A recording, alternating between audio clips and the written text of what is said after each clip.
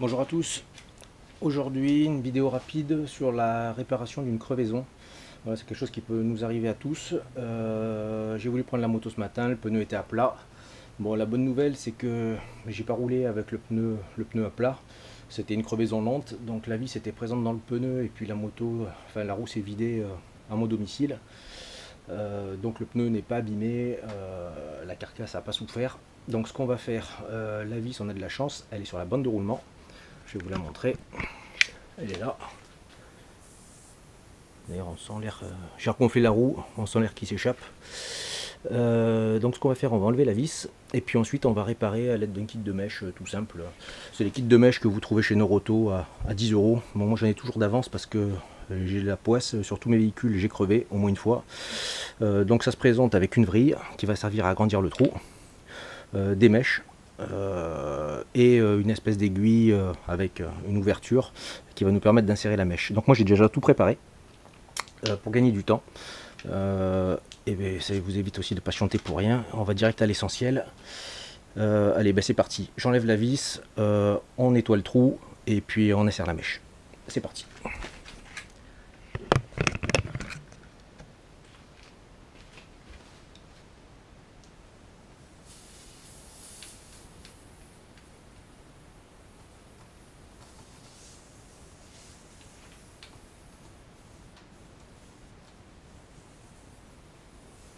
C'est une belle vis. C'est une belle vis.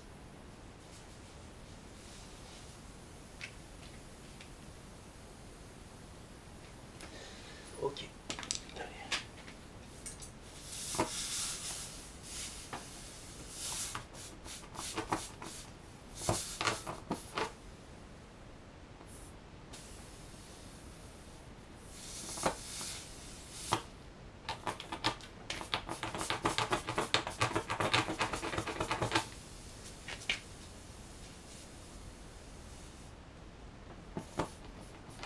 C'est important de bien limer le trou.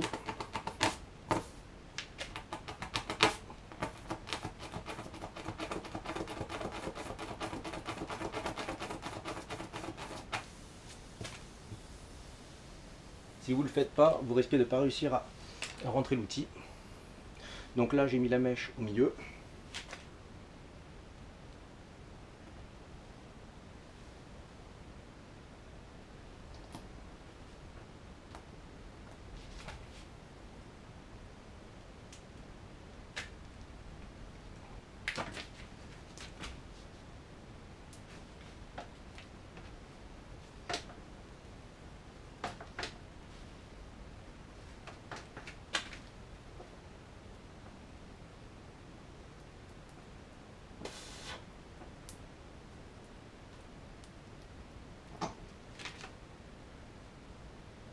Et voilà, c'est rentré. Donc une fois que c'est rentré, on l'enfonce au maximum, on laisse dépasser d'un centimètre, on tourne d'un quart de tour et on tire un coup sec. Voilà.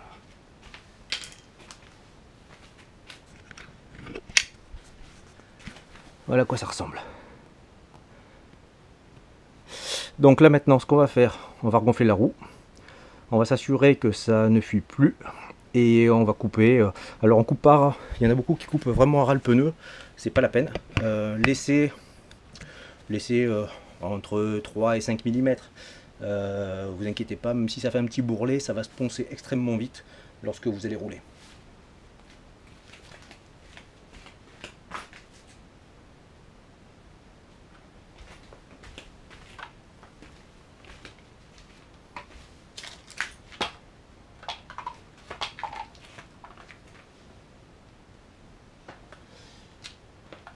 Alors quelque chose que j'ai pas dit, pour éviter que la roue tourne pendant la manipulation, j'avais mis une vitesse. Donc là on va l'enlever.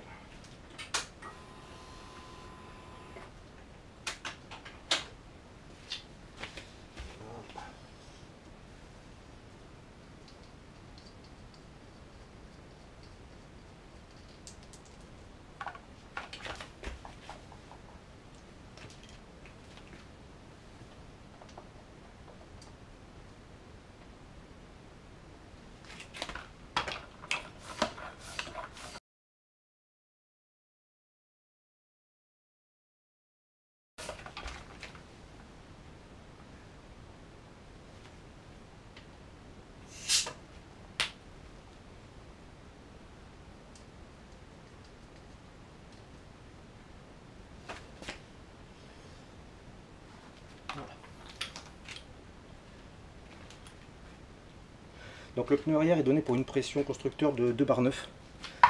Je l'ai mis à 3 bars. Pourquoi 3 bars? Tout simplement parce que ma pompe est graduée comme ça. Ça me permet facilement de voir quand je vais reprendre la pression si ça a baissé ou pas. J'ai pas de graduation intermédiaire suffisamment précise pour lire de 9. Donc je la mets à 3 et dans 2 jours je vais reprendre la pression et voir si ça a bougé.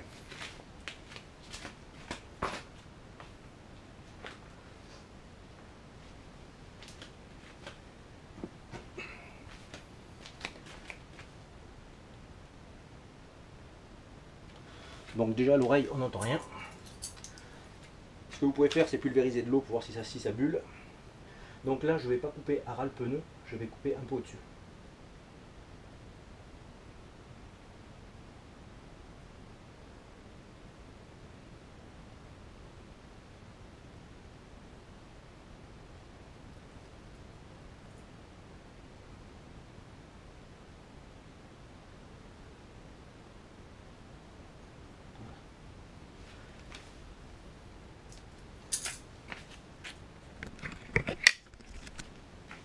Voilà, donc là vous pouvez voir, j'ai laissé à peu près 5 mm, ça dépasse un poil. Vous inquiétez pas, en roulant ça va s'écraser, ça va se mettre dans la rainure et ça va se poncer tout seul. Vaut mieux le laisser dépasser un peu parce que si ça vient à travailler, au moins ça tombe pas dedans ou ça recule pas. Vous avez de la marge. Donc voilà, tuto terminé. En fait il y a plus de temps, on met plus de temps à regonfler la roue quand on n'a pas de compresseur qu'à poser la mèche en elle-même. Donc c'est une réparation simple, c'est fiable, dans le temps ça bouge pas. La mèche va finir par s'user en même temps que la gomme du pneu. C'est pour ça qu'il vaut mieux laisser dépasser un petit peu. De toute manière elle va vraiment suivre l'usure du pneu, donc ça, vous verrez pas la différence, quoi. Bon, je vous souhaite à tous une bonne journée, une bonne fin d'après-midi et à bientôt.